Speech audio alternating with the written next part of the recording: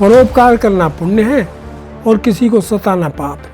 नीति में श्लोक लिखा है ना, यद भावी न तद्भावी भावी चे न तदंत इत चिंता विषग्नो में मगधा किम न पी। तो ये जो होना है वो होगा, उसे कोई नहीं टाल सकता। गुस्से में या वैसे काम करेंगे बदले की भावना से तो आप सही काम नहीं कर पाएंगे। आप तो यहाँ एसी में मौज ले रहे हैं और जो गरीब है वो जेल भोग रहे हैं।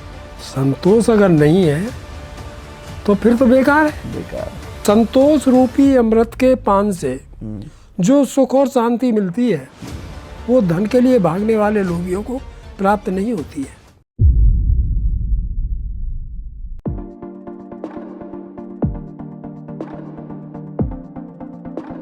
कर्मण्येवाधिकारस्ते मा फलेषु कदाचन मा कर्मफल हेतुर्भू माते संगोस्तो कर्मणे। गीता के इस श्लोक को अपने जीवन का सार जिन्होंने बना लिया है, बहुत पॉडकास्ट देखे होंगे आपने, बहुत सारे पॉडकास्ट आपके आंखों के सामने गुजरे होंगे, लेकिन एक सच्चा पॉडकास्ट जो आपकी आंखों के सामने से गुजरे और सीधे आपके दिल में उतरे, आज मैं आपके लिए लेकर आया हूं। एक ऐसी शख्सियत जिनके कर्म ने उन्हें भगत नाम दे दिया। एक ऐसी शख्सियत जो पुलिस महकमे में रहकर इतने पाक साफ बेदाग निकले कि आईपीएस आईएएस उनके चरण स्पर्श करने शुरू कर दिए। हमारे साथ रिटायर्ड डिप्टी एसपी हमारे एसएस लॉर सुरेंद्र सिंह लॉर सर हमारे साथ हैं। बहुत बहुत स्वागत है सर। बहुत बहुत स्वागत। सबसे पहले तो सर मैं अपने दर्शकों को बता दूं कि लॉर सर एसएस लॉर डाल दीजिए, सुरेंद्र सिंह लॉर डाल दीजिए, आपको पूरा गूगल भरा हुआ मिलेगा। एक से एक तारीफ के पुल बंधे हुए हैं। सर सबसे पहले मैं ये जानना चाहूँगा, इतनी लंबी सर्विस, इतना लंबा जो है आपने करीब 50 साल 40 साल आपने जो है 40 साल उस महकमे में अपने बिताए, जो महकमा जो है लोगों की नज़रों में देश के सबसे भ्रष्ट महकमों में से एक माना जाता है, पुलिस महकमा। इसके बावजूद आपके पास में आपके सीनियर जब भी आपसे बात करते थे तो ये कहते थे भाई लॉर बोल देंगे तो फिर हम मान लेंगे, कोई उसके लिखा पढ़ी की ज़रूरत नहीं है। ये चीज़ जो है, ये गुण या ये कह सकते हैं आप, एक जिज्विशा, ये शुरू से आपके मन में अपने अंदर थी या फिर आपने आने के बाद ये प्रण लिया कि भाई मैं जो है ऐसे ही रहूँगा अपने इस पूरे कार्यकाल के दौरान? मेरे माता पिता ने जो मुझे संस्कार दिए और जो उन्होंने कहा कि बेटा कोई भी काम ऐसा मत करना, मैं वो मुझे इच्छुक नहीं थे कि मैं पुलिस में जाऊं। एग्जैक्टली सर, आपका जो व्यवहार था उसके हिसाब से क्योंकि पुलिस में जो है थोड़ा रेपुटेड का भ्रष्ट तो इससे भी ज़्यादा है महकमों में, लेकिन इसके पास देने के लिए कुछ नहीं है। आप बिजली वालों को देंगे तो बिजली वाले आपको बिजली दे देंगे, उसमें एक पार्टी है। अच्छा। इसमें जो है दो पार्टी रहती है, एक का भला होगा एक का बुरा होगा, ठीक बात। इसलिए ज़्यादा बदनामी पुलिस की है। तो मेरे माता पिता ने जो संस्कार दिए कि बेटा कोई काम ऐसा मत करना जिससे कोई ये कहे कि फला के बेटे ने ऐसा कर दिया, तो उनकी बात मुझे जब भी याद थी, आज भी याद है और आगे भी याद रहेगी। कोई भी काम करने से पहले मैं सोचता हूँ कि कोई ऐसा काम न हो जाए जो कि जनता की नज़रों में ये आवे कि ये जो है इन्होंने गलत कर दिया। अनभिज्ञता में मुझसे भी गलतियाँ हो सकती हैं, लेकिन कोशिश ये की गई कि कोई गलत काम न हो। और फिर एक श्लोक लिखा है कि अष्टादश पुराणेषु व्यासस्य वचनम द्वयम् परोपकाराय पुण्याय पापाय पर प्रेरणा। कि व्यास जी ने 18 पुराणों में सार ये है कि परोपकार करना पुण्य है और किसी को सताना पाप है। तो वो मुझे याद रहा और कोशिश ये की कि भाई किसी को सताया न जाए। पूरे आपके कार्यकाल में एक से एक कहानियां हैं। मैंने इसके पहले भी सुरेंद्र सर के आपके पास नीचे डिस्क्रिप्शन में आ रहा है पॉडकास्ट किया है। सर एक कहानी जो कि पिछली बार रह गई थी वो उससे शुरू करते हैं। एक बार आपने कुछ करोड़पति लोगों को कलेक्टरगंज कानपुर में आपने धर लिया जुआ खेलते हुए और उसके बाद ये अखबारों की कटिंग है मेरे पास, किताब में मैंने देखा, वो कटिंग देखी कि तत्कालीन मुख्यमंत्री तक का फोन आया आपके पास क्वेश्चन मार्क लगा के कि भाई इनको छोड़ दिया जाए। क्या कहानी थी, पूरी कहानी? भाई ये था कि मुझे इन्फॉर्मेशन मिली, इन्फॉर्मेशन बहुत मिलती थी। इन्फॉर्मेशन मिली कि एक होटल में जो है 5वीं मंजिल पे जुआ हो रहा है।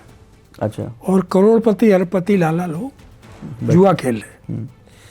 उन्होंने 500 रुपये घंटे के हिसाब से कमरा किराए पे ले रखा। तो मैंने अपना फोर्स ले जाके पहले मैंने वहाँ उस होटल में नीचे रिसेप्शन पे अपने सिपाही को खड़ा कर दिया और मैं 5वीं मंजिल पे पहुँच गया। वहाँ जाके देखा तो वो जुआ हो ही रहा था। अच्छा। बस उनको जो है हमने पकड़ लिया, थाने ले आए। थाने लाने के बाद में टेलीफोनों का सिलसिला शुरू हुआ। उस समय आपकी पोस्ट क्या थी सर? मैं इंस्पेक्टर था कलेक्टरगंज में। अच्छा। कानपुर। तो सबसे पहले एसएसपी साहब का टेलीफोन आया कि भाई किसे बंद कर दिया? मैं इनके साथ जुआरी हैं कि वो हैबिचुअल तो नहीं है। मैं ये तो पता नहीं कि हैबिचुअल है या नहीं, लेकिन आज जुआ खेल रहे थे। कहते उनकी बेल ले लो। मैं साहब उचित नहीं होगा। कहला क्यों? मैं साहब विभाग की छवि धूमिल होगी कि पैसे वाले ये लोग पैसे वाले हैं कि जो है पैसे वाले लोग छोड़ दिए जाते, गरीब बंद हो जाते। कहते ठीक है, कोई टेलीफोन आवे तो बता देना कि लिखा पढ़ी हो गई। मैंने ये लिखा पढ़ी हुई कर दी मैंने। खैर टेलीफोन काट दिया। इसके बाद में डीएम साहब का टेलीफोन आ गया। अच्छा। कल मेरे कोई जुए में बंद हुए? मैंने जी सर। कहते तो उनकी बेल ले लो। मैंने कहा सर वो कप्तान साहब का भी टेलीफोन आया था, मैंने उन्हें बता दिया है कि बेल नहीं हो पाई। इसके बाद कमिश्नर साहब का टेलीफोन आ गया। अरे भाई वो इंस्पेक्टर साहब कोई जुए में बंद हुए? मैंने जी सर। कहते उनकी बेल ले लो। मैं साहब एसएसपी और डीएम साहब भी कह रहे थे तो बेल नहीं हो पाएगी उनकी, मैंने बता दिया। कल अच्छा। उन्होंने टेलीफोन कर। इसके बाद में एक स्वास्थ्य सचिव थे, नाम भी पता है मुझे लेकिन बताना नहीं चाहूँगा। ठीक है ठीक है। स्वास्थ्य सचिव थे, उनका टेलीफोन आ गया कि इंस्पेक्टर साहब कोई जुए में बंद हुए? मैंने जी सर। उन्होंने बताया कि मैं स्वास्थ्य सचिव बोल रहा हूँ। मैंने बताया सर। कहले कोई जुए में बंद हुए? मैंने जी सर। कि तो उनकी बेल ले लीजिए। मेरे साहब वो कमिश्नर साहब भी कह रहे थे, एसएसपी भी कह रहे थे बन गई। मैंने बता दिया है उनको कि उनकी बेल नहीं हो पाएगी। खैर कोई बात नहीं। रात को 12-1 बजे एसएसपी साहब का टेलीफोन आया थाने पे। मैं तो अपने कमरे में सो रहा था। दीवान जी ने टेलीफोन सुना। दीवान जी मेरे पास आए। कहला साहब एसएसपी साहब का टेलीफोन आया है कि सीएम साहब का टेलीफोन आया है सीएम हाउस से मुख्यमंत्री का टेलीफोन आया है कि जो जुए में बंद किए उनका बेल ले लो। तो मैंने साहब से कहा कि साहब मैं बुला के ला रहा हूँ इंस्पेक्टर साहब को। कहला नहीं उन्हें मत बुलाओ, हमने आपको बता दिया। तो वो मेरे पास पहुँचा, दरवाज़ा खट गया। मैंने कहा भाई क्या बात है? कि सर वो एसएसपी साहब का टेलीफोन आया है कि सीएम हाउस साहब से सीएम का मुख्यमंत्री का टेलीफोन आया है कि उनकी बेल ले लो। मैं फिर कि जी बताओ। मैं तुम्हें बता के नहीं आया था और न सुना हो तो फिर सुन लो। मैं बेल नहीं लूँगा, मैं बेल बॉन्ड पे साइन नहीं करूँगा, चाहे आप करें चाहे कोई और करे। कि साहब मैं क्या करूँ? मैंने मुझे क्या पता, मुझसे बात कल जी मैंने तो कहा था कि साहब को बुला रहा हूँ। उन्होंने कह दिया नहीं उन्हें बुलाने की जरूरत नहीं है, मैंने आपको बता दिया। खैर वो बेल नहीं हुई साहब। गजब। तो ये है कि भाई कानून तो सबके लिए बराबर है। बिल्कुल। ऐसा नहीं है कि साहब कि गरीबों को तो हम कैसे ही प्रताड़ित कर लें और कोई पैसे वाला है या सोर्सफुल है तो उसके साथ में हम लीनेंसी बरत लें। कई बार होता क्या कि आप काम तो अच्छा करना चाहते हैं, लेकिन जैसे फिल्मों का डायलॉग होता है ना कि हर आदमी की अपनी एक कीमत होती है। अभी कोई किसी फिल्म में था तो वो होता क्या है कि एक जगह आकर आदमी कहीं ना कहीं लड़ जाता है सर कि अरे ठीक है चलो। नहीं नहीं, ऐसा है कि ठीक है, जो ऐसा करते हैं वो गलत करते हैं। कि लड़त गया, भाई क्यों लड़त गया? और कोई ये कहे कि साहब क्या बताएं साहब, अफसरान नहीं मानते हैं, नेताओं का दबाव है, नहीं ऐसा कुछ नहीं है। जब मुझे काम करना है तो मुझे करना है ना। एग्जैक्टली। वो हम अपनी कमजोरी छुपाते हैं। हम अपनी कमजोरी छुपाते हैं कि साहब हम तो करना चाह रहे हैं लेकिन साहब ऑफिसर्स नहीं करने दे रहे। वो कैसे नहीं करने देंगे? इसी प्रसंग में अगर चाहे तो मैं आपको बता दूं। जी जी बिल्कुल। कि मैंने वहाँ फरुखाबाद में था जी। मैंने वहाँ मेरे क्षेत्र में 9 इंटर कॉलेज थे। अच्छा। वो नकल के लिए मशहूर थे। हाँ। वहाँ का रेट था कि 10,000 में आप स्टूडेंट कहीं भी रहे, उसकी जगह पे जो है राइटर रखा जाएगा और उसे फर्स्ट क्लास से पास कराया जाएगा। सेकंड 5,000 देने पड़ेंगे, लिखना अपने आप पड़ेगा। अच्छा। तीसरा सेकंड क्लास के लिए 3,000 देने पड़ेंगे, 3,000 की नकल दी जाएगी। 2,000 में थर्ड क्लास और 1,000 सबको देने। अच्छा। हाँ। चाहे आप नकल कीजिए चाहे मत करें या ना करें, वो 1,000 सबको देने। ओ।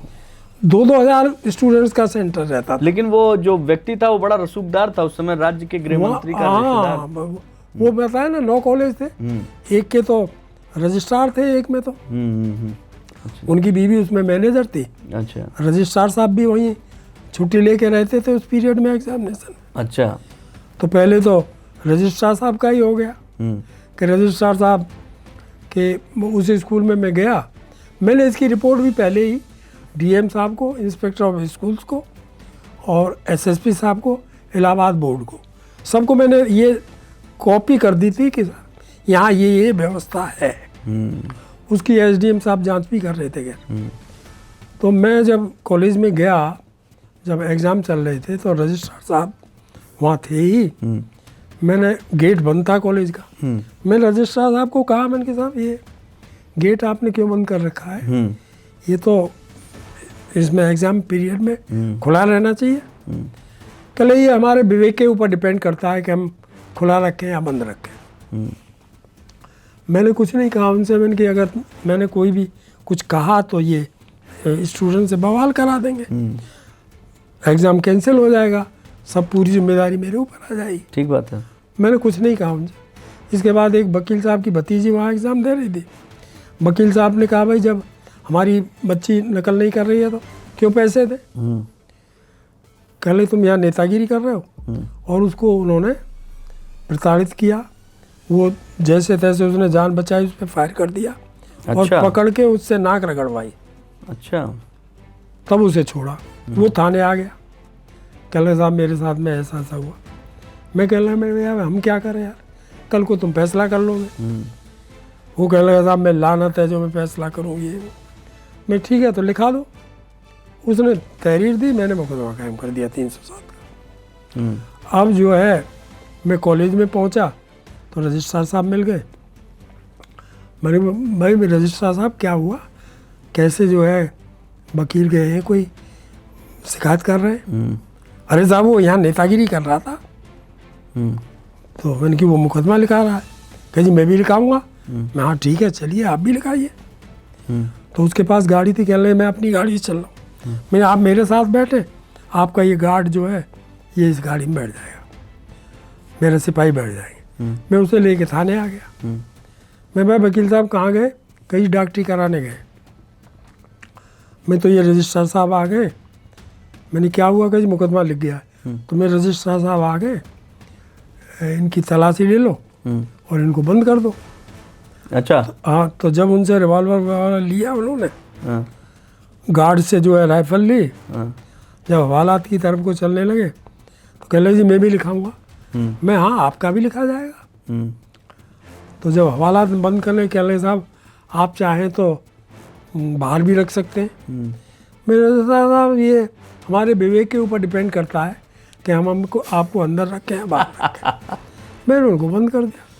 इसके बाद जब उन्होंने रिपोर्ट लिखाने कही, मैंने जीडी में तस्करा लिख के कि मुझे हवालात ने जो है मुकदमा रिपोर्ट लिखाने के लिए इच्छा प्रकट की, अतः उनको कागज़ कलम उपलब्ध कराया।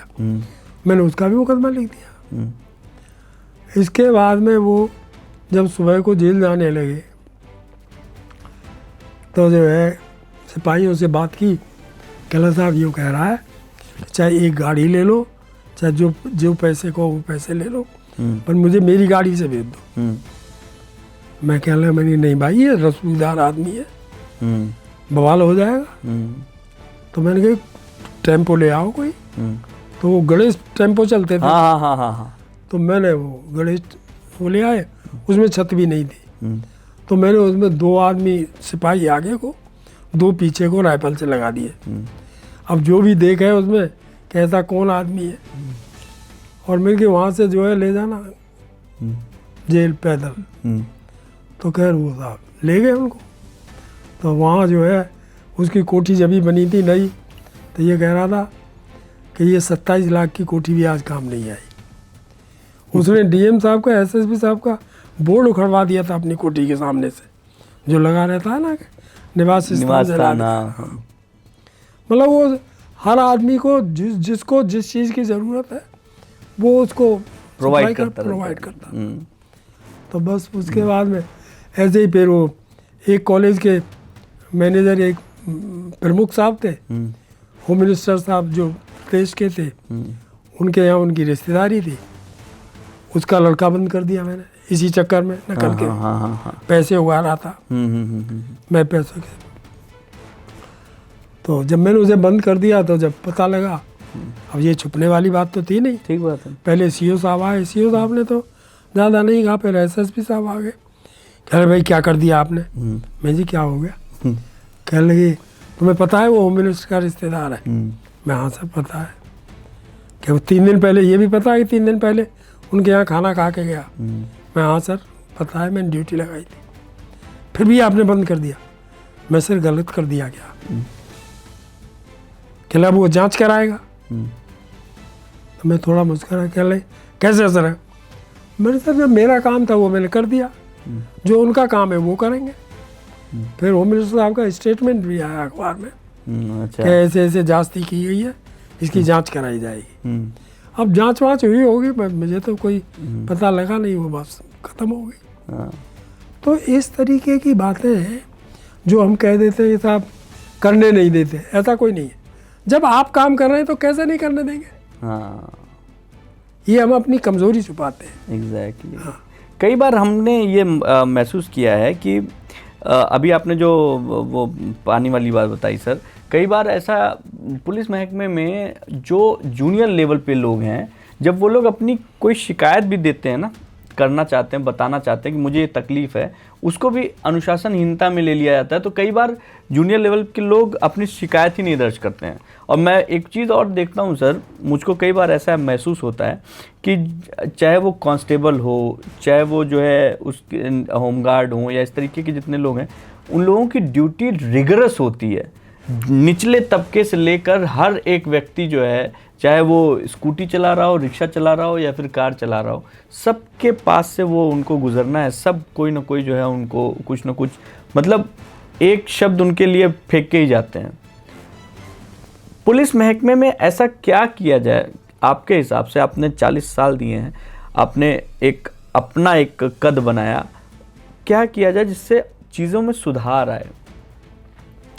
देखिए सबसे मेन बात तो ये है, देखिए सर्विस में मैं जो सबसे इम्पोर्टेंट बात समझता हूँ वो है ऑनेस्टी।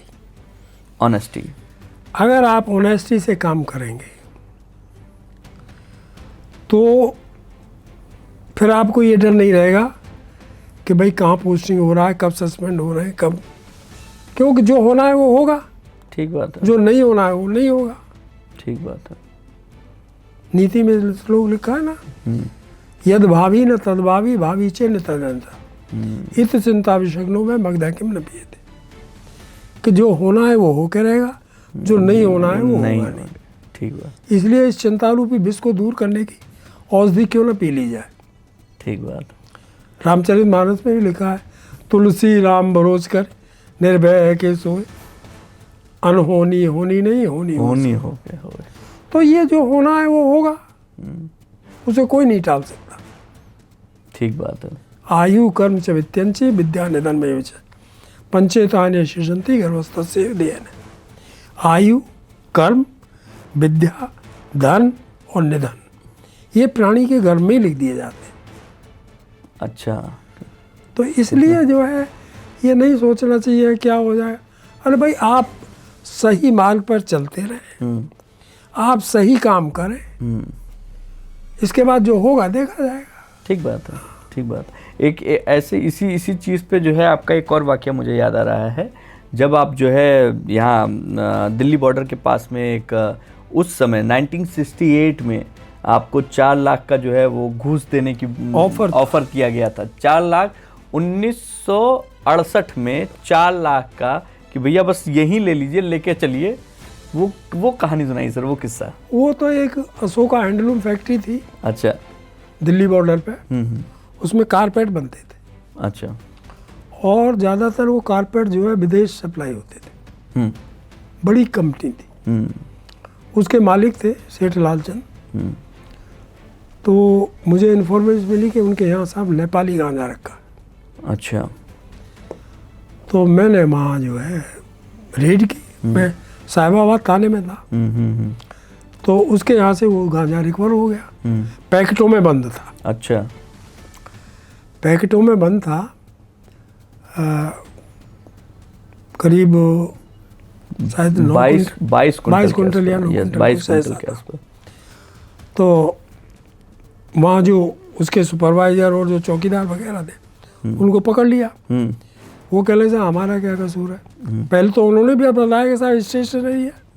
लाला जी ने, मैं तो स्टेशनरी बताई थी। तो कह रहे जी हमारा क्या कसूर है, लाला जी ने रखवाया। मैंने लाला जी कहाँ रहते हैं, कि वहाँ रहते हैं। खैर हमने लाला जी को भी पकड़ लिया। अच्छा। अब लाला जी कहने लगे साहब मुझे छोड़ दो, चाहे मेरे इनको जेल भेज दो। हाँ। और जो चाहो वो पैसे ले लो। 4 लाख तक का उन्होंने उस वक्त ऑफर दिया। कहले और आप बता दीजिए। हमने कहा भाई ऐसा नहीं हो पाएगा कि गरीब जेल चले जाए और पैसे के दम पे आप छूट जाए। तो हमने जो है लाला जी को भी जेल भेज दिया। अब जब उस वक्त ये मुकदमे एसडीएम के यहाँ हुआ करते थे। जी जी जी। 68-69 में एसडीएम करते थे जी। इसके एक्ट्स के मुकदमे। अच्छा। तो मैं भी वहाँ गया कोर्ट में, गाजियाबाद एसडीएम कोर्ट थी। तो वो चपरासी ने आके बताया साहब लाला जी की हथकड़ी खोल दो इनकी। मैंने क्यों, कहीं इनकी बेल हो गई। अच्छा। मैंने कोर्ट में जाके पता किया तो एसडीएम साहब ने बताया कि हाँ बेल हो गई। मैं ठीक, अब खोल नहीं थी था। मैंने अपने एसएसपी साहब को बताया। उस वक्त एसएसपी एसडी पांडे साहब थे, बहुत अच्छे अधिकारी थे। उनको बताया। उन्होंने कहा कि मैं ठीक है, मैं डीएम को बता रहा हूँ और तुम भी बता देना। मैंने भी बता दिया कि डीएम साहब। तो डीएम साहब ने जो भी कहा हो एसडीएम साहब से, एसडीएम साहब शाम को थाने आ गए। आपने मेरी शिकायत की है? मैं शिकायत नहीं की, मैंने तो बताया था कि बेल हो गई सेठ की। कल नहीं देखा जाएगा। मैं ठीक है सर, देखा जाएगा। मैंने जो उसमें गवाह थे उनको बुला के मैंने 504-506 की एक FIR लिख दी कि ऐसे ऐसे सेठ लालचंद धौंस दे रहे हैं कि जो है तुम्हें गवाही देनी सिखाऊंगा। तो ठीक है, मैंने लिखने के बाद मैंने बेल कैंसिलेशन की रिपोर्ट भेज दी। क्या फिर तो बेल कैंसिल होनी ही थी। उसकी बेल कैंसिल हो गई। मैं लाला जी के यहाँ फिर पहुँच गया। मैं लाला जी आप अंडर अरेस्ट हैं साहब, मैं बेल पे हूँ। मैंने कहा आपका वारंट है आप। कह रहे साहब मेरे पीछे क्यों पड़े हो? मेरे पीछे नहीं पड़े भाई, आप तो यहाँ एसी में मौज ले रहे हैं और जो गरीब है वो जेल जा भोग रहे हैं। कह लाला जी को पकड़ के ला के फिर बंद कर दिया। फिर उनकी हाई कोर्ट से बेल हुई है। तो ये है कि जो ये पैमाना है कि भाई ये कितना सोर्सफुल है, कितना पैसे वाला है। इस तरीके से काम होगा तो फिर सही काम नहीं हो पाएगा। इस मतलब प्रशासन में, पुलिस में, या फिर पढ़ाई कर रहे बच्चों में, कहीं भी धैर्य कितना इम्पोर्टेंट रोल अदा करता है सर? वो तो सबसे इम्पोर्टेंट है सर। क्योंकि नॉर्मली एक कहावत है ना कि धैर्य एक ऐसा पेड़ है जो होता कड़वा है लेकिन उसका फल जो है बड़ा मीठा होता है। लेकिन हमको ये समझना है आपसे कि जैसे इन सब जगहों पर जब भी आप जो है कहीं रेड मार रहे हैं, किसी को पकड़ रहे हैं, अचानक से उसको छुड़वा लिया जा रहा है, वो अपना रसूख इस्तेमाल कर रहा है, आपसे नहीं छुड़ पाया, किसी और से जो है उसने कोशिश करी, छूट लिए, तो उस समय ना कई बार धैर्य जवाब दे जाता है कि यार बताओ, इतनी मेहनत की मैंने, इतना सब कुछ किया और सामने वाला जो है पल भर में जो है इसको छोड़ दे रहा है। नहीं, धैर्य रखना तो बड़ा इम्पोर्टेंट है कि देखिए फिर वही बात है कि जो होना है वो होगा। धैर्य से काम करिए, क्योंकि जब भी आप गुस्से में या वैसे काम करेंगे बदले की भावना से, तो आप सही काम नहीं कर पाएंगे। कहते हैं ना, क्रोधश विनश्यति बुद्धि, क्रोध बुद्धि का नाश कर देता है। आप धैर्य से, कोई भी आपके ऊपर कोई भी आफत आ रही है और आप उसमें बौखला गए तो आप सफल नहीं हो पाएंगे। आप उसको धैर्य से सोचिए, समझिए और काम करिए, तो कुछ ना कुछ हल उसका निकलेगा। इसलिए क्रोध में अगर करेंगे या बदले की भावना से करेंगे तो वो काम सही नहीं हो पाएगा। बिल्कुल ठीक बात है सर। जीवन में ना मैंने बहुत सारे पॉडकास्ट किए, बहुत सारे लोगों से बातचीत की और अच्छी बातचीत की, लेकिन सर जो सच्चाई और ईमानदारी आपके शब्दों में झलकी है, जो आती है, जो महसूस करता हूँ मैं, और उससे जो सीखने को मिलता है, बहुत कम जगहों पे मिलता है सर। हम लोग जो नई पौध है, नई जनरेशन है, नए लोग हैं, तैयारी कर रहे हैं, कोई आईएएस बनना चाहता है, कोई पीसीएस बनना चाहता है, कोई बिजनेस अच्छा करना चाहता है, लेकिन जो मूल, जो आधार है, आपके हिसाब से वो क्या होना चाहिए? देखिए, ये पोस्ट और पैसा ये तो एक अलग की बात है। मैं तो ये कहता हूँ कि सबसे ज़रूरी है एक अच्छा इंसान होना। आप सब कुछ है, आप आईएएस भी है, आईपीएस भी बन गए, आपके पास बहुत पैसा भी है, लेकिन अगर आप अच्छे इंसान नहीं हैं तो वो सब व्यर्थ है। अद्भुत। क्योंकि एक अच्छा इंसान होना अपने आप, गांधी जी थे, कोई पैसा नहीं था, आधी धोती पहन लेते थे, आधी ओढ़ लेते थे, तो फिर तो उन्हें कोई नहीं पूछता। ठीक बात। ये तो नंगा रहता है यार, लेकिन पूरा वर्ल्ड उनको पूछता है आज भी। तो सबसे ज़रूरी है चरित्र, अच्छा इंसान होना। एक वो कहावत है ना, पढ़ी होगी कि money is lost, nothing is lost, health is lost, something is lost, and character is lost, everything is lost. तो अगर आपका चरित्र नहीं है, आपके पास सब कुछ है, तो सब बेकार। मैं एक पढ़ रहा था, उसमें लिखा था कि आपकी पहचान इससे नहीं है कि आपके पास क्या है, कौन सी गाड़ी है, कैसी कोठी है, कौन सा बंगला है, क्या है। आपकी पहचान इससे है कि आप क्या है। आप क्या हैं? हाँ। ठीक बात है, क्या बात है, बहुत अच्छी बात, बहुत अच्छी। इसलिए जो है अच्छा इंसान होना वो सबसे ज़रूरी है। आप सबसे शिक्षा जो है घरों में भी, परिवारों में भी, स्कूलों में, सबसे पहले चरित्र निर्माण की शिक्षा देना सबसे ज़रूरी है। शायद यही वजह है सर कि अधिकांश लोगों को मरते वक्त पता चलता है कि वो जिंदा थे, क्योंकि उनका चरित्र निर्माण ही नहीं होता है। आपको पता ही नहीं चलता है कि मैं क्यों था, क्योंकि आप कई बार होते हुए भी नहीं हैं। आपने बहुत पैसा कमा लिया, इतना पैसा कमा लिया कि आपके पास ठीक है बहुत सारी चीज़ें, लेकिन अल्टीमेटली अंततः आपको संतुष्टि नहीं मिली। संतुष्टि इसलिए नहीं मिली कि कहीं ना कहीं जो कमी रह गई आपकी, जो आपके अंदर, वो कमी आपको बहुत सालती रही। संतोष जो है वो सबसे बड़ी चीज़ है। संतोष अगर नहीं है तो फिर तो बेकार है। बेकार। एक नीति में श्लोक लिखा है ना, संतोषा मृत तृप्तानाम यत सुखम शांतिरेव च न च तद्धन लुभाम मितत् से सच्चिदावताम। कि संतोष रूपी अमृत के पान से जो सुख और शांति मिलती है वो धन के लिए भागने वाले लोभियों को प्राप्त नहीं होती है। आपके पास बहुत कपड़े हैं, बहुत अच्छा मकान है, फिर भी आप संतोष नहीं है आपको, ठीक बात है, आप भागते ही तो रहेंगे। फिर बेकार। ठीक बात। सर की जो किताब है वो हमारे साथ में है, मेरी पुलिस यात्रा। इस किताब को आप देखिए, ये किताब जो है अपने आप में बड़ी अद्भुत किताब है। मैंने पूरी किताब पढ़ डाली और सर इस किताब को पढ़ने के बाद ना मेरे मन में आपके प्रति सम्मान, इज्जत जो भी कह लीजिए वो बहुत ज़्यादा बढ़ गया है। मैं एक चीज़ जानना चाहूँगा, इस किताब में सर अच्छे चाहे वो डीजीपी प्रशांत कुमार सर रहे हों या फिर और भी बहुत सारे लोगों का यहाँ पे जिक्र है, बहुत सारे लोगों का जिक्र है। मैं ये जानना चाहूँगा कि आपको तो जो है आपके कर्म ने, आपकी ईमानदारी ने भगत जी का खिताब दिलवा दिया, लोग आपको भगत जी के नाम से जाने। आपने किसी ऐसे व्यक्ति को देखा जिनको देख के आपको लगता हो कि हाँ यार ये बंदा जो है मुझे बड़ा प्रिय है क्योंकि इसकी ईमानदारी मुझे बहुत पसंद है? देखिए, पुलिस की सेवा में मैं सबसे ज़्यादा सम्मान आज भी करता हूँ, जो मेरे प्रेरणा स्रोत भी है, श्री प्रकाश सिंह साहब, पद्म श्री प्रकाश सिंह साहब। वो किसी के लिए कैसे ही हो सकते हैं, लेकिन जो मैं सोचता हूँ उनके प्रति, वो जो है एक बहुत ही अच्छे इंसान भी हैं और सर्विस में भी अगर गलत काम किसी ने भी कहा तो उन्होंने नहीं माना।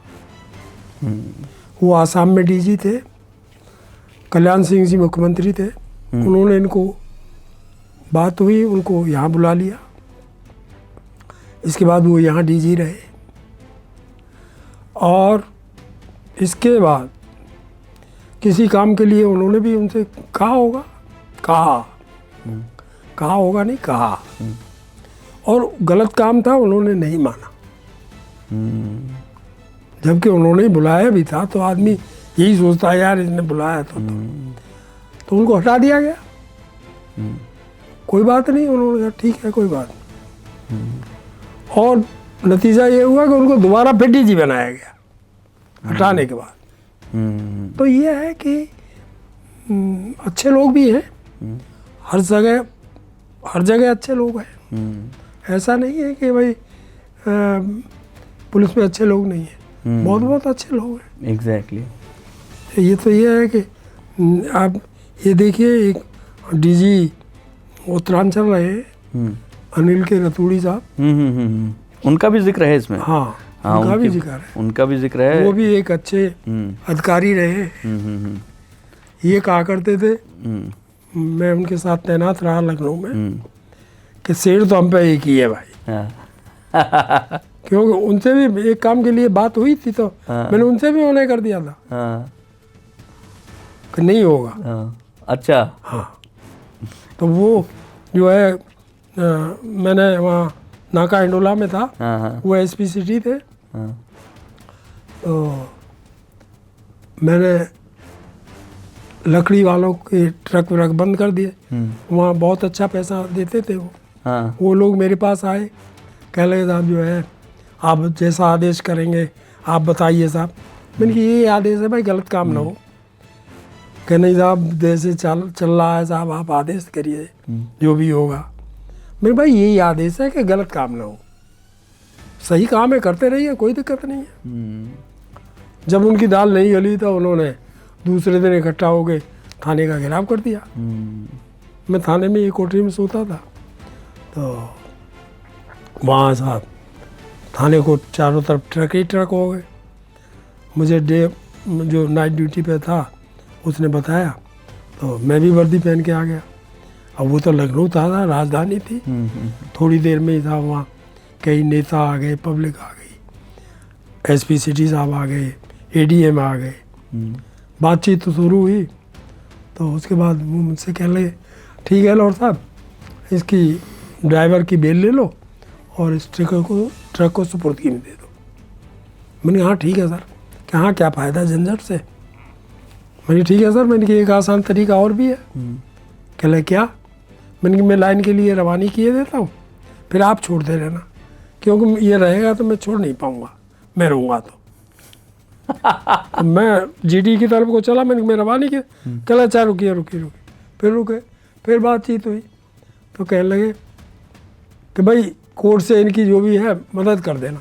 मैं हाँ साहब, जैसे ही रिपोर्ट आएगी मैं फौरन भेज दूँगा। बात खत्म हो गई।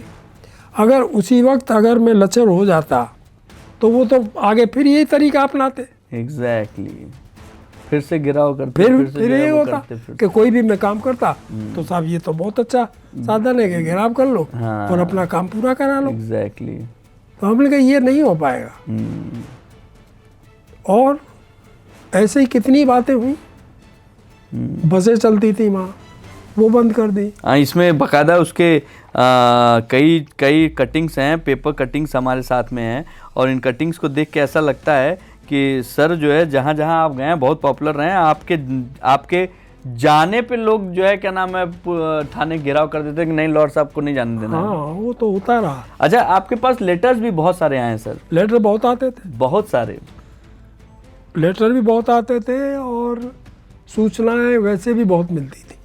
हाँ, आपकी मुखबिरी कौन, मतलब आपने तो बकायदा लोगों के बीच में एक इतना प्रेम आपने हासिल कर लिया था, तो उन्हीं में से लोग आपको बताते रहते होंगे? नहीं, कोई वो बता देता था। अच्छा। देखिए, अगर आदमी को ये विश्वास हो जाए कि हम सही बात उनको बताएंगे तो उस पर एक्शन भी हो जाएगा और तुम्हारा नाम भी आउट नहीं होगा, तो आके बता देगा कोई भी। अगर उसे ये पता लग गया कि ये अगर आपकी शोहरत हो गई कि अगर हमने बताया तो साहब वो पैसे लेके उसे छोड़ देंगे और कहो तो नाम और बता देंगे, हमें तो थोड़ा ही पता था, हमें तो फला आदमी ने बताया। exactly. तो कौन बताएगा? कोई नहीं बताएगा। exactly. एक बार एक मेरे पास चिट्ठी आई कि साहब ऐसे ऐसे फला गाँव में, वहाँ मैं शाहजहानपुर में था, कटरा थाने में, कि ऐसे ऐसे एक गाँव में ऐसे ऐसे है, तो एक व्यक्ति जो है गांव में नहीं है 8-10 महीने से, और पूछते हैं तो ये बताते हैं कि वो पंजाब नौकरी करने गया है। अच्छा। तो उसमें जो खेती शामिल में करता था वो और उसकी बीवी वहाँ रह रहे हैं घर पे। तो ऐसा लगता है कि कहीं उसे मार न दिया हो। तो मैंने कहा भाई देखते, वो चिट्ठी आई, मैंने रख ली, और इसके बाद मैं सिपाही से कहा, मैंने भाई फला गांव में जो है एक फला आदमी है, अगर कहीं मिल जाए तो लाना बुला के। वो बुला लाए उसे। मैंने भाई फला आदमी जो है वो कहाँ गया जो तुम्हारा साझीदार था? कल जी पंजाब नौकरी करने गया। अरे पंजाब में कहीं तो गया होगा। कल साहब वो तो पता नहीं। तो मैंने कि यही कैसे पता है कि पंजाब में गया है? जब तुम्हें यही नहीं पता तो यही कहते हैं। ठीक बात। बातों में वो जान लिया मैंने उसे। लास्ट में वो कहने लगा जी वो मार दिया। अच्छा। करीब 11 महीने बाद। तो मैंने कि फिर डेड बॉडी कहाँ? कह जी वो उसमें डाल दी। पहले तो उसने यही कहा, पास में एक नदी थी। मैं नहीं नदी में कैसे ले जाएगा तुम? लास्ट में बताया कि सब फिर वो वहीं घर में ही गाड़ दी साहब। तो मैं उसे लेके गांव पहुंचा। वहाँ उसकी वो औरत भी मिली जो गायब था आदमी। उससे मैंने पूछा, मैंने कहाँ है आदमी? कहीं पंजाब गया। अरे मैंने कि इसने सब कुछ बता दिया। तो फिर तो वो भी चुप हो गए। मैंने बताओ कहाँ गाड़ रखा? कहीं जी यहाँ गाड़ रखा है। जगह बताई तो वहाँ पत्थर रख रखा था, उस पर बैठ के नहाते थे। उसके पास में लौकी बो रखी थी, लौकी की बेल फैली हुई थी। अरे तो मैंने उसको खुदाई शुरू की, कराई वहाँ धीरे धीरे। 2-2.5 फीट तक जब कुछ नहीं मिला तो फिर उसे कैड़ा किया, कहला जी इसी में। फिर और थोड़ा खोदा तो कुछ हाथ की उंगली की हड्डी दिखाई दी। फिर धीरे धीरे खोदा तो पूरा स्केलेटन उसमें से निकला, मिल गया। गल गया था, 11 महीने हो गए थे। तो फिर उसे जेल भेजा, उस औरत को भी जेल भेजा। तो औरत तो उसको सजा हो गई 20 साल की, आदमी जेल में ही मर गया वो। अच्छा। तो ये है कि आपको ये पता लग जाए। ऐसे ही एक बार एक चिट्ठी आई कि साहब ऐसे ऐसे फला गांव में फला ठाकुर साहब हैं और उनके पास नाजायज़ बंदूक है। अच्छा। हमने ठीक है कोई बात नहीं, चुपचाप हम पड़े रहे। हमने एक दिन उस गांव के पास होके हम जा रहे थे साइकिलों से, तो मैं वहाँ रुक गया नहर की पटरी पे, रजवाई की पे, और मैंने 2 सिपाही भेजे उस गांव में। मैंने कहा भाई इसमें फला ठाकुर साहब हैं, उनके पास जाओ। उन्होंने अपनी बेटी की शादी में हाथी दिया था, बड़े आदमी थे। अच्छा। बड़े आदमी थे। मेरी फला हैं, उनसे जाके अगर वो पब्लिक के बीच बैठे रहो आदमी हो तो उसे अलग ले जाना और उनसे बताना कि कोतवाल साहब भगत जी वहाँ बैठे हैं रजवाए पे, उन्होंने भेजा है और ये कहा है कि ठाकुर साहब के पास जो नाजायज़ बंदूक है वो दे दें। अगर वो बंदूक दे देते तो बंदूक ले आना, नहीं देते तो ठाकुर साहब को ले लाना। उन्होंने जाके उनसे यही कहा, मिल गए। अब वो सोच में पड़ गए, आखिर में उन्होंने बंदूक निकाल के दे दी। अच्छा। सिपाही लेके चले आए। मैं भी आ गया थाने लेके। 3-4 दिन बाद एक सज्जन आए, सिपाही ने बताया था कोई मिलने आए, मैंने भेजो। तो वो आते ही पैरों में पड़ गए और रोने लगे। मैंने भाई क्या परेशानी है, बात बताओ। कहला साहब मैं आपका कैसे एहसान चुकाऊं, आपने मुझे जीवन दान दे दिया था। मैंने क्या हुआ क्या? कि साहब मेरा नाम ठाकुर फला है। अरे मैंने कही ठाकुर साहब। मैंने उसको कुर्सी बैठाया। मैंने भैया हम तो भूल गए यार, तुम क्यों परेशान हो? कि नहीं साहब मैं जो है आत्महत्या कर लेता। तो ये है कि अगर सही सूचना पे सही कार्रवाई हो जाए, अब मैं वो ठाकुर साहब को पैसे लेके छोड़ देता, कौन बताता मुझे? सही बात है।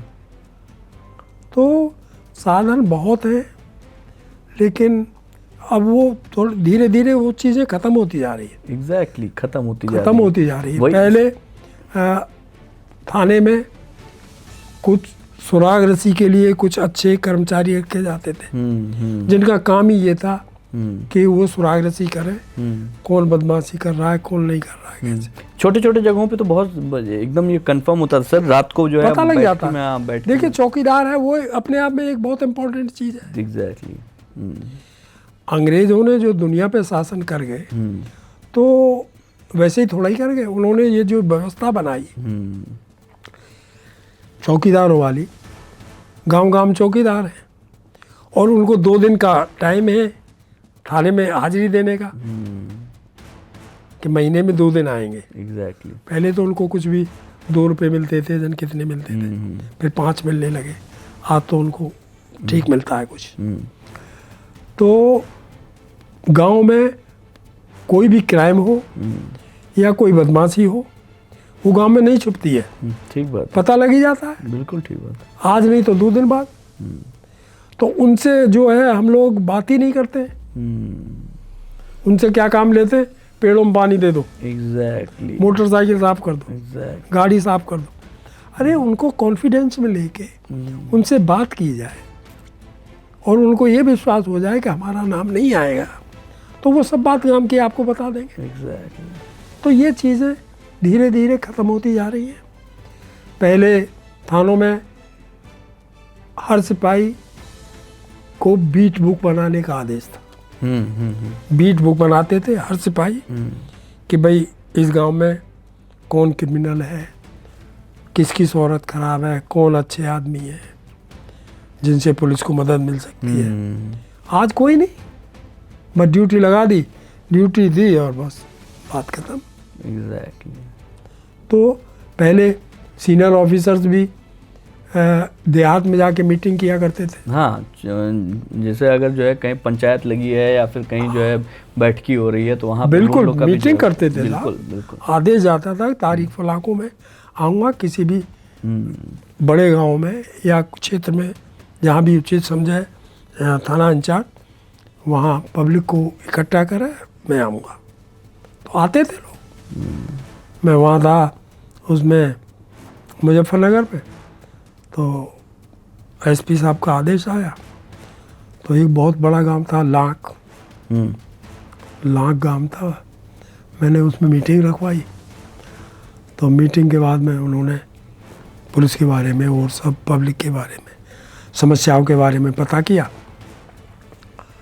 इसके बाद में उन्होंने कहा भाई और किसी को कुछ कहना है, पूछते ही है, नेचुरल है। तो एक चौधरी साहब बुजुर्ग आदमी पगड़ी बांधे हुए खड़े हो गए। तो वो थोड़ा ऐसे ही बोलते हैं वहाँ, अरे भाई कप्तान मैं तो तुझे यूँ कहूँ कि इस भगत दरोगा को तू यही रहने दे। कहने लगे कि तबादला होगा तो जाना पड़ेगा, और तुम क्या इसका प्रमोशन नहीं चाहते? कि हम इसका प्रमोशन कुछ नहीं चाहते, हम तो ये चाहते हैं कि ये हमारे ही आवे, और तेरे बस की अगर तनख्वाह देनी ना हो तो तुझसे 10 रुपये फालतू हम देंगे। कप्तान साहब भी हंस दिए। तो ये है कि अब ये प्रथाएं जो है वो खत्म होती जा रही है। इसीलिए अरे भाई आप जो है ये कहते हैं पुलिस में सुधार हो सुधार हो सुधार हो, अब कहने से थोड़ा ही हो जाएगा। ठीक बात है। आप जो है कुछ करिए। सबसे इम्पोर्टेंट तो यही है कि पुलिस पैसे जो है इसका नेताओं का वर्चस्व खत्म किया जाए। और वो मैंने आपको पहले ही बता दिया कि ईमानदारी सबसे महत्वपूर्ण है। बिल्कुल ठीक बात। सबसे अच्छी पॉलिसी है, आप ईमानदारी से काम करेंगे तो जो है उसका जो है अलग ही असर होगा। क्या बात है सर, मतलब मुझे ये जो पॉडकास्ट है मेरे अब तक के पॉडकास्ट के सबसे प्रिय पॉडकास्ट में से एक है, और आपका मैं तहे दिल से शुक्रिया अदा करता हूं सर कि हम लोगों के लिए आपने इतना ज़्यादा समय और इतना ज़्यादा प्रेम सब कुछ हमें दिया। बहुत बहुत शुक्रिया सर हमारे साथ बात करने के लिए, बहुत शुक्रिया।